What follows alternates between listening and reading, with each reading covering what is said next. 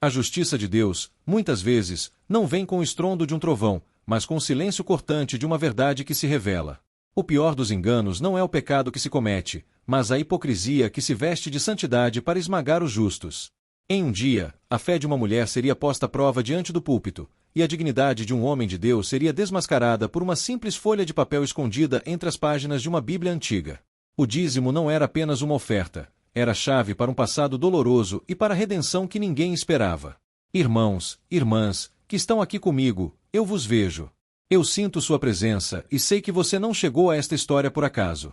Se você busca uma mensagem que restaura sua fé e mostre que a justiça existe, eu te peço, de coração, junte-se a nós. Nossa meta é simples e linda: alcançar 1000 corações bondosos neste canal. 1000 almas que entendem que cada inscrição é uma semente que plantamos para que mais mensagens de amor, fé, justiça e esperança cheguem a quem está no chão e precisa de uma mão estendida. É de graça para você, mas é vital para nossa missão. Por favor, clique em se inscrever. O Pai sabe quem você é. O relógio marcava 7h15 da manhã na pequena cidade interiorana de Serra Dourada. O ar ainda era fresco, e o sol mal rompia as colinas, mas a máquina de costura de Dona Lúcia já zunia. Lúcia não media o tempo pelo barulho da cidade, mas pela cadência de sua Singer, sua parceira de décadas. Era a única fonte de renda desde que seu marido, João, o diácono fiel, havia partido. Sua fé era a estrutura de sua vida, o trabalho, o pilar de sua dignidade. Ela vivia de costuras sob medida para a pequena confecção local. Naquela semana, Lúcia havia cumprido um pedido gigantesco: 3 centenas de uniformes escolares, um contrato que lhe rendeu um pagamento que ela considerava uma bênção divina. A recompensa total era de R$ 2.785. Seu coração batia com gratidão. Separar a 10ª parte não era um fardo, era uma alegria, um ato de memória ao seu João, que dizia: o dízimo não é a quantia que Deus precisa, Lúcia, é a fé que ele prova. Com as mãos calejadas, mas firmes, ela contou os R$ 278,50 e os colocou no envelope de sempre, simples, pardo, escrito com caneta esferográfica azul, para a obra do Senhor. Lúcia. Enquanto isso, na Igreja da Luz Eterna, o pastor Elias preparava seu sermão. Elias, com seus 40 anos e um terno italiano cinza-chumbo, era o retrato da prosperidade que ele tanto pregava. Havia assumido a igreja com o fogo missionário do pastor Samuel, mas ao longo dos anos, o fogo se transformará em fumaça de vaidade. A igreja crescia em número, mas diminuía em espírito, sufocada pelos pedidos insistentes de grandes ofertas para financiar uma vida de luxo cada vez mais evidente para o líder. Seu gabinete era de ébano polido. Seus carros, alemães. Seus sermões, há meses, eram apenas martelos de pressão sobre a congregação. A prosperidade não vinha porque a semente era pequena ou a fé era duvidosa. Chegou a hora do culto. A congregação, cerca de 300 pessoas, encheu a nave. Lúcia sentou-se na segunda fileira, perto do corredor, como sempre. Trazia a dignidade de quem vive na escassez, mas serve na abundância. O momento da coleta chegou, e o pastor Elias interrompeu o cântico. Sua voz retumbou no microfone, poderosa, com um tom de repreensão paternalista. Irmãos, irmãos, o Pai nos chamou à grandeza, mas o celeiro está minguando. Eu vejo aqui irmãos que fazem grandes negócios, que prosperam nos seus empreendimentos, mas na hora de devolver a Deus, trazem a migalha, o troco do pão, o que sobrou no bolso da calça. Isso é falta de honra. Isso é injúria ao Deus que lhes dá o fôlego. Ele começou a caminhar pelo púlpito, como um falcão. Eu sou o pastor de vocês, e é meu dever, meu sagrado dever, repreender o espírito de avareza. Vocês querem a bênção completa, mas não querem pagar o preço da fidelidade. Ele parou, seus olhos de pregador treinado percorreram a multidão, buscando um alvo para o seu sermão de terror. Seus olhos caíram sobre o envelope simples e amassado que Lúcia segurava contra o peito. Ele sabia que ela era uma costureira humilde. Ele sabia que, por ser uma viúva antiga na igreja, ela seria o alvo perfeito para sua lição de fé arrojada. Hoje, faremos diferente. Hoje, a fé será posta à prova no altar. Ele chamou a tesoureira e pegou a bandeja das ofertas das mãos dela. Eu vou verificar as sementes que estão sendo plantadas hoje. E se a semente for pequena, a colheita será murcha. O pastor Elias começou a abrir envelopes ao acaso, lendo o valor em voz alta, aplaudindo os que davam quantias grandes e, ironicamente, anônimas, e ignorando os pequenos. Ele criava um circo de constrangimento e competição espiritual.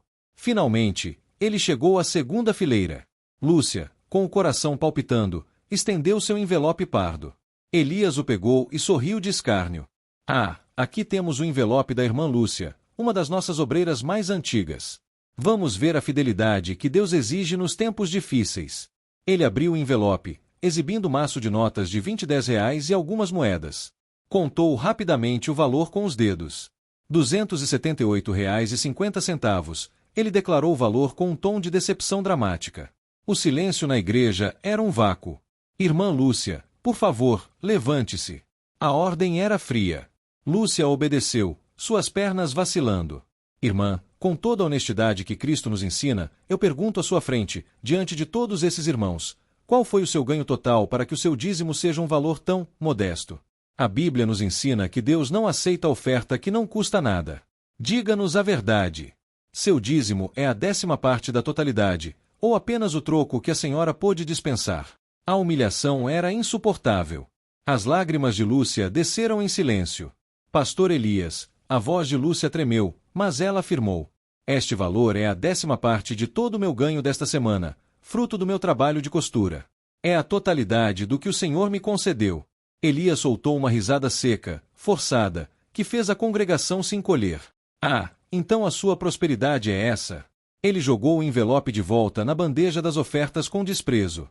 Sente-se, irmã. E que esta igreja saiba que é com esta fé fraca que tentamos construir o nosso reino. Que o Pai tenha misericórdia. Lúcia desabou no assento, o corpo convulsionando de dor e raiva silenciosa. A injustiça não era apenas um ato de arrogância, era um ato de profanação. Foi nesse momento que o pastor Elias, arrogante e cego por sua soberba, agarrou a Bíblia de cima do púlpito para dar seguimento ao seu sermão sobre a prosperidade de Abraão. Não era sua Bíblia pessoal, mas a antiga e grossa Bíblia herdada do pastor Samuel. Ele a abriu com força no meio, e o papel pardo e amarelado, dobrado em 4, escorregou das páginas, caindo no chão de madeira com ruído seco e agudo que quebrou o silêncio da humilhação.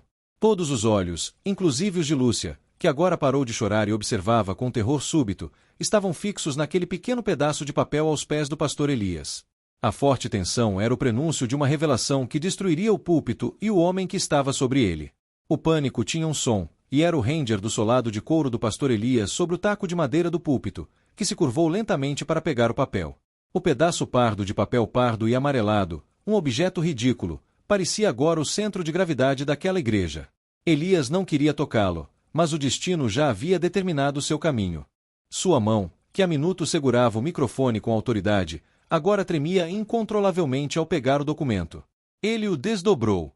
As dobraduras eram antigas, precisas, como se o papel tivesse repousado naquele exato lugar por décadas, protegido pela santidade das Escrituras. A tinta, ele notou, era de caneta-tinteiro, elegante, mas desbotada. Seu coração parou. Ele sentiu o suor frio escorrer pelas costas. O primeiro impacto foi a data, no canto superior. Um dia no ano de 1988. 35 anos.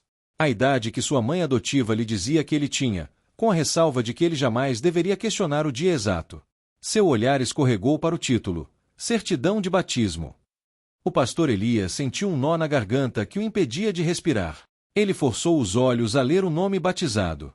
Ali estava, sem sombra de dúvida, na caligrafia do pastor Samuel, seu mentor, Eliseu Elias Macedo. O pastor Elias era conhecido por todos na cidade apenas como Elias. Eliseu era seu nome de registro, o nome que ele raramente usava e que sua mãe o proibia veementemente de mencionar. Aquele documento era inquestionável. Mas o que veio a seguir foi a maré que destruiu o dique de sua vida. Ele fixou o olhar nos nomes dos pais. Demorou longos segundos para o cérebro processar as palavras, como se a luz tivesse se recusado a tocar a tinta antiga. Genitora: Maria Lúcia Ferreira. Genitor: João Elias Macedo. O silêncio na igreja era tão absoluto que os fiéis seguravam a respiração, esperando o trovão. O pastor Elias soltou um gemido sibilante, um som captado pelo microfone, de pura incredulidade. Ele cambaleou para trás, apoiando-se na cruz do púlpito, que pareceu tremer. Não, não pode ser. Ele sussurrava, olhando para a certidão e, em seguida, para a Bíblia caída, como se a culpa fosse do objeto. João Elias Macedo era seu pai, o diácono fiel, o homem que se casou com sua mãe rica. Mas Maria Lúcia Ferreira era Dona Lúcia. A costureira que ele acabará de humilhar publicamente por causa de 200 e poucos reais. O pastor Elias caiu de joelhos no púlpito, as mãos cobrindo o rosto em terror. Lúcia! O grito de Elias, um lamento que vinha das profundezas de um choque existencial, ecoou na igreja.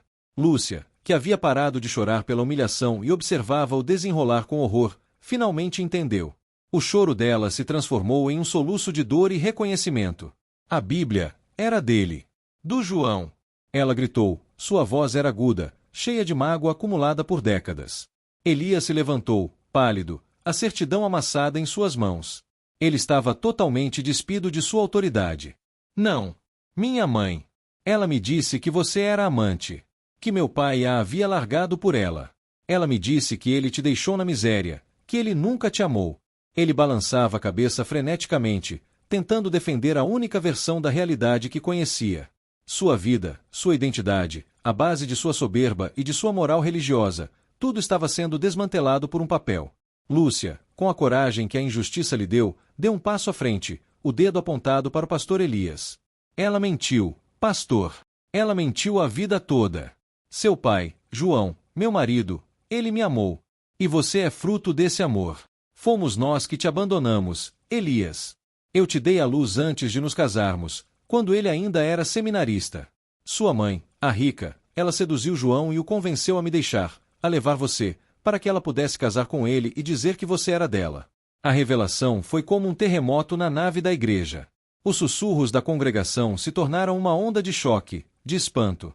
As pessoas olhavam para o homem do púlpito, o pregador da prosperidade, agora desmascarado como fruto de um pecado original, criado sob a sombra de uma mentira cruel e elitista. Lúcia continuou, a voz embargada, mas a verdade era irrefreável. Seu pai não teve coragem de te contar, mas também não teve coragem de queimar a prova. Ele guardou a certidão, o nosso segredo, na Bíblia dele. Ele morreu sabendo que você era meu filho, e ele te deixou a verdade escondida.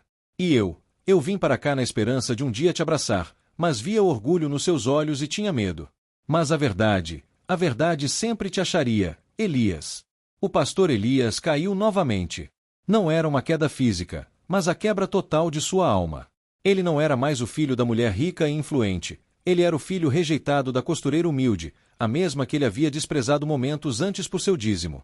Seu mundo tinha virado de cabeça para baixo, e ele se viu como o filho pródigo, mas sem a dignidade do arrependimento. Ele olhou para a certidão em sua mão, depois para Lúcia, e só conseguiu murmurar, o rosto inundado, mãe. O silêncio na igreja da luz eterna havia se transformado em um único e coletivo soluço. O pastor Elias estava ajoelhado, quebrado, com a cabeça apoiada no ombro da mulher que ele acabará de descobrir ser sua mãe. Lúcia o abraçava com a força de uma dor guardada por décadas, um amor que nunca se apagou. A voz de Elias mal era um fio. Ele levantou o rosto, o olhar perdido no passado que acabará de se materializar. Por que me abandonaram, mãe? Por que me disseram que eu era filho da outra mulher? Eu cresci ouvindo que você era a vergonha do meu pai, a maldição do meu ministério. Por que o silêncio doeu tanto? Lúcia desfez o abraço, mas segurou o rosto do filho entre as mãos ásperas. As lágrimas dela eram um rio. Não foi abandono, Elias. Foi um acordo forçado pela covardia e pela ambição. Seu pai, João, ele era um homem bom, mas fraco. Éramos muito jovens quando você nasceu. Ele estava no seminário e a família da outra mulher, a nome da mãe adotiva, ofereceu-lhe não só a riqueza e o sobrenome, mas a chance de ter uma igreja grande, uma vida sem privações. A condição era você. Você seria dela. Lúcia fechou os olhos, revivendo o tormento. Aquele dia, o dia em que te entreguei, foi o dia em que eu morri. Ele me deu aquele dinheiro, o dízimo da vida dele, e disse, com isto, você pode começar uma nova vida, Lúcia. Eu vou levar o Eliseu, mas vou garantir que ele tenha um futuro de honra. Ele me prometeu que você seria pastor. E eu aceitei. Aceitei porque ele me disse que se eu ficasse, você jamais teria um futuro digno. Ele levou você e a Bíblia do pai dele, com a nossa verdade. O pastor Elias se afastou, olhando para a Bíblia no chão, percebendo a ironia. A verdade estava ali o tempo todo, escondida na própria palavra que ele manipulava. E por que o dinheiro, mãe? O dízimo de hoje. Porque a quantia era exatamente o que me humilhou. Lúcia, com a voz carregada de dor e propósito, explicou.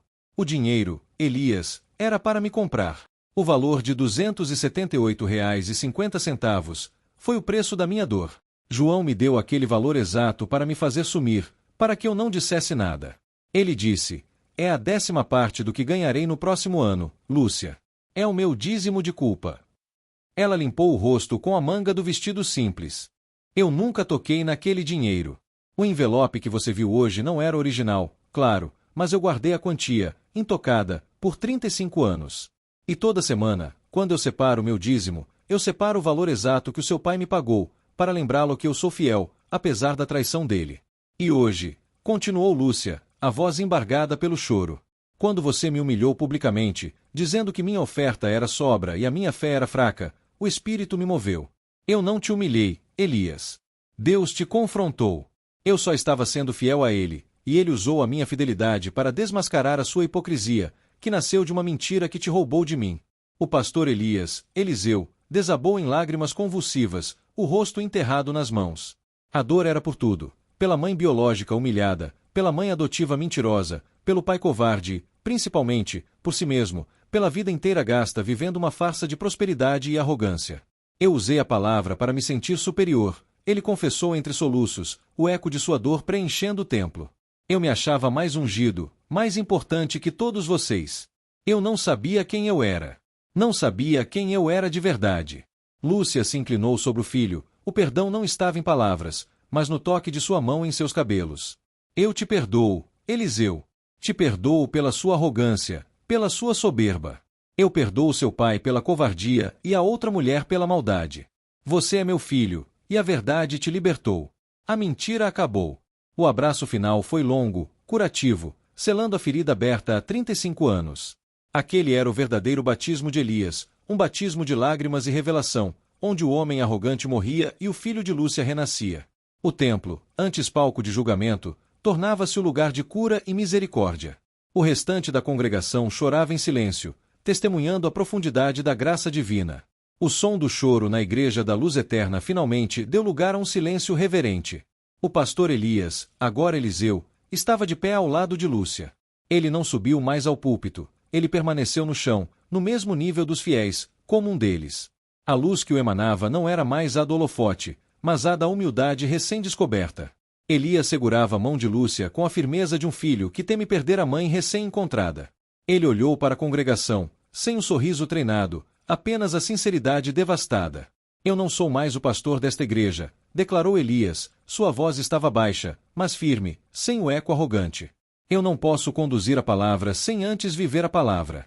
Minha vida foi uma mentira, e meu ministério, uma projeção do meu orgulho. Ele fez uma pausa, olhando para o envelope de Lúcia, que ele recolheu da bandeja e agora segurava. O dízimo desta mulher, que me custou a verdade, me ensinou mais sobre fé do que todos os livros que li no seminário. Lúcia não precisava de aplausos. Ela precisava de justiça. E hoje, a justiça de Deus se manifestou aqui, não com fogo, mas com a revelação simples e dolorosa de um documento guardado em sua palavra. O futuro deles não seria de ostentação. Elias renunciou formalmente ao cargo e à casa pastoral. Ele e Lúcia concordaram em começar do zero, em um novo lar simples, para que Elias pudesse aprender o que era ser filho e, mais importante, aprender a servir a Deus sem o peso do poder e da vaidade. A igreja, chocada, mas renovada pelo drama da verdade, aceitou sua decisão. Aquele novo começo era despojado, mas carregava a riqueza do perdão e da redenção. A justiça pode ter demorado 35 anos, mas ela veio com a força total de Deus. Lição moral. A essência desta história reside na diferença abissal entre a religião do homem e a fé em Deus. O pastor Elias personificou a religião do homem, aquela que julga a fidelidade pelo valor material, que usa o púlpito para exercer poder e que exige adoração em troca de bênçãos. Sua soberba era a herança da mentira que o criou, e sua falha foi crer que a unção e o sucesso dependiam de dinheiro e de títulos. Dona Lúcia, por outro lado, personificou a fé verdadeira, simples, silenciosa, inabalável. Ela guardava sua verdade e sua dor na honestidade de seu trabalho e na fidelidade de seu dízimo, mesmo quando era humilhada por ele. Ela nos ensina que o seu valor e a sua unção não dependem do que os homens dizem, mas do que Deus sabe sobre o seu coração. A Bíblia que o pastor Elias usava para pregar prosperidade estava, ironicamente, guardando a única prova de sua verdadeira origem e a chave para sua humildade. A justiça de Deus é a verdade que se manifesta onde menos se espera, e ela é implacável contra o hipócrita. Confie em Deus, e Ele lutará as suas batalhas. Que a força e a dignidade de Dona Lúcia inspirem o seu caminho hoje. Que você tenha saúde para buscar o seu sustento com dignidade, paz na sua família para viver em harmonia com a verdade, e prosperidade que venha da bênção de Deus, e não da soberba do homem. Acima de tudo, que você receba uma força espiritual para resistir ao julgamento do mundo, sabendo que seu valor está firmado em Cristo. Se esta história tocou seu coração e te deu esperança, se fez você derramar uma lágrima e lembrar que a verdade sempre prevalece, eu te peço, compartilhe este vídeo. Ajude esta mensagem de redenção e justiça a alcançar mais corações que, como Elias, estão perdidos em meio a enganos, ou que, como Lúcia, precisam de conforto em sua fidelidade silenciosa. Que Deus te abençoe abundantemente. Amém.